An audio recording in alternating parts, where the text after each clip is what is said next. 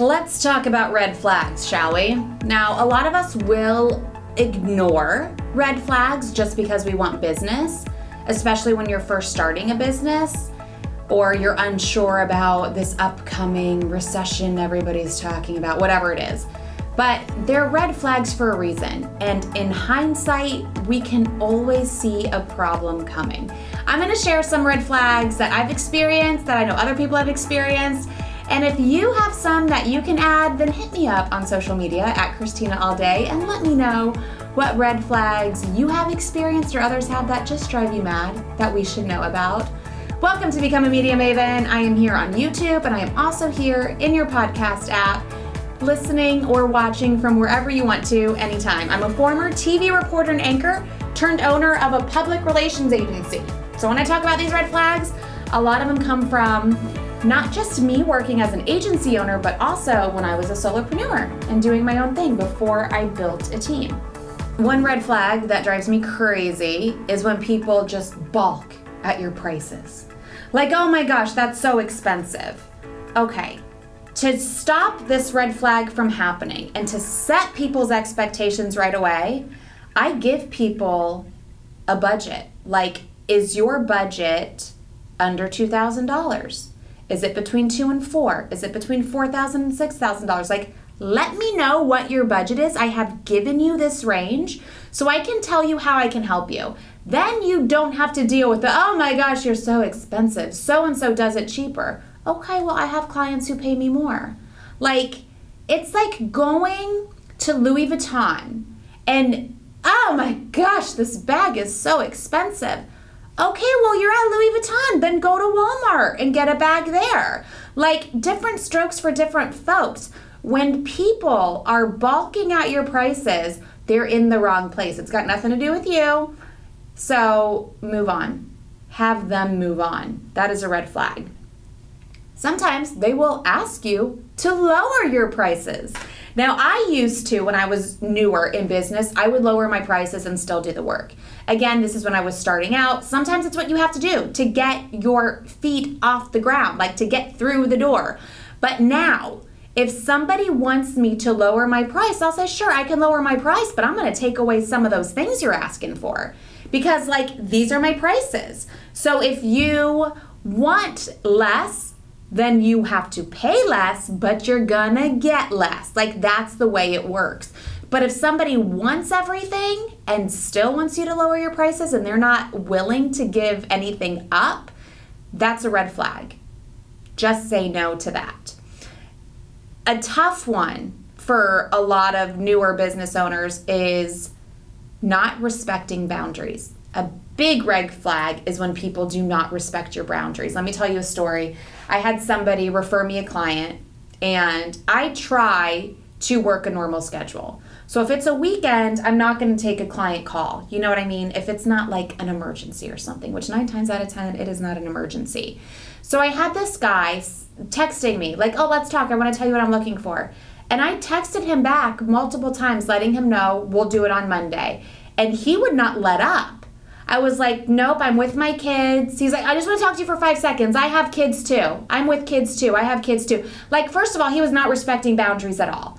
And I got on a call with him and I regretted it. Obviously, I shouldn't have gotten on a call with him. Like, I'm mad at myself right now as I tell you this. I got on a call with this guy who was blowing up my text messages telling me, I have kids too. I can still talk on Saturday. Like, what an asshole. And he was an asshole because the kind of PR he wanted was not PR for himself. He wanted to hire us to make his competitor look bad. So, like, red flags all around. I didn't see the red flag. I mean, I saw it, but I ignored the red flag. And I talked to this guy. If somebody's not acknowledging your boundaries and they're ignoring them, like right out the gate, they're going to be a terrible client. And you have to make sure that you set clear boundaries. Sometimes if I am working on a weekend, I will schedule an email to go out on the weekday. Because they don't need to know I'm working on the weekend. Because if they know I'm working on the weekend, then they're going to think I'm going to work every weekend. And I'm going to be at their beck and call. This is why we're business owners. So we are not at their beck and call. Okay? So make sure you set boundaries and those are respected. Adding on to that, another red flag is when a client treats you as if you are an employee or a personal assistant. This is why contracts are a good thing. They lay out the expectations. This is what I'm doing for you. This is what you are giving me in return. Like, these are the expectations on both ends. So when they start to treat you like an employee or a personal assistant, you can go back and cite that contract. Again, it's the personal boundary thing. Don't be afraid to implement that. They cannot treat you as an employee if you are not an employee. And there are many clients who will micromanage you, who will try to do this. Again, boundaries, they're important. Another red flag, and believe it or not, I have had somebody do this, is they won't sign your contract. They'll pay you, but they won't sign your contract. In public relations, in my industry, contracts exist for a reason. One of them is, like SEO, it takes a few months to see the profit from the publicity. Like, if you need money right now and you're dying and you need a sale or you're going to go out of business, PR is not right for you. You need something along the lines of sales. PR is long-term marketing. It is a marathon. It is not a sprint. That is one reason we have clients sign contracts. Contracts not only set expectations, but you are committed to a minimum, and you are committed to a minimum for a reason. Obviously, I give people an option to have an out. If you don't want to work with me, I don't want you to work with me. But contracts exist for a reason. They protect you and they protect the other person. So if somebody is not willing to sign a contract, that is a red flag. Or if they refuse to pay a deposit. I don't have people paying deposits in my case, but you may in your business. If they're refusing to pay a deposit to you, then that's a red flag. Like, why would you not pay a deposit? I mean, you have to ask yourself that. And then I also like to put the shoe on the other foot. If I'm hiring somebody to do a job and they request a deposit and I'm confident about the job they're going to do, I'm going to pay a deposit, no problem. So if somebody's not paying you a deposit, that's a red flag. They're not comfortable with you or the job that you are going to do for them. Also, take a look at the company or the person who is hiring. If they have a bad reputation, if they're not reputable, that's a red flag. If they don't have systems and processes and they won't follow yours, that's another red flag. Sometimes clients will try to sneak in extra things over time, like if you're a marketing agency and maybe you do some other things like, hey, could you also add this? Could you do this too? Could you do this too? That is when you just lay down the law. This costs this, this costs this. If you're gonna do anybody a favor, put that favor in writing and send it to them, just so it's clear that it's a favor and it's something that you are doing, that it's a favor and it's something you're doing as a one-time favor. This isn't going to be added to their list of services, because I have noticed that some clients, they will take as much as you are willing to give. So if you are going to give, just make sure it's in writing. And then the next time they try to maybe take advantage of that give, you say, okay, well, you've done this before. Maybe this is a service you would like to add. We're happy to do it that first time, but this is a time-consuming thing. We're going to have to use our resources. This is what it will cost. Something that I hate is when a client has too many cooks in the kitchen.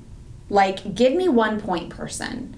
I don't want to talk to 3 different people at the same company about the same thing, because then 3 different people have 3 different ideas. They bring those ideas back to me and I don't know what the hell to do. So you need one contact at one place. Again, some of these red flags can be handled super easy and super simply. But if this is something that continues because they have no systems or processes, then maybe you need to make clear what your systems and processes are. Like, this is how we work best. This is how we operate. So when you work with us, you need to do it like this. I've hired many people who will say, we do things in Slack. We do things in Asana. We do a weekly call. Whatever they do, I'm hiring them to do a job. I'm going to respect their systems and processes. If somebody is hiring you to do a job and they're not doing that for you, that's a red flag. So try to squash that or run. And my biggest pet peeve, I will end with this. Something that I hate more than anything is when a client wants to hop on a call all the time. Calls and meetings are the biggest waste of time. They're the biggest time suck. They're not efficient. They're not effective. Like, there is no reason that we need to talk that much. That is why we do a proper onboarding. That is why we have a contract that says You get 2 revisions. After 2 revisions, it's XYZ. It just clears things up. There should be no reason for hopping on a call to talk about this, that, and the other thing. I do agree that sometimes things in email can be taken out of context, or things in email can appear, maybe this was written with an attitude, but it really wasn't because it's email, but we can't tell. So that is when things can be simplified by a call, but we don't have to get on a call every day or every other day. Something I love and I use with my team is Voxer. It's like a walkie-talkie app. So you don't have to worry about a lot of things happening in your inbox, and you can hear my voice, you can hear my tone, and we can get things squared away right away. And I'm not wasting time with a meeting or with a call. You can listen to that Voxer anytime. Those are some red flags. I am sure there are tons more that I missed, but those are the ones that, again, I experience and drive me mad. I'm interested into adding to this and hearing what drives you mad, different red flags to pay attention to. Let me know. I'm at Christina all day on social media. And thanks for being here with me. Thanks for watching on YouTube. And if you're listening on the podcast app, thank you for subscribing to Become a Media Maven.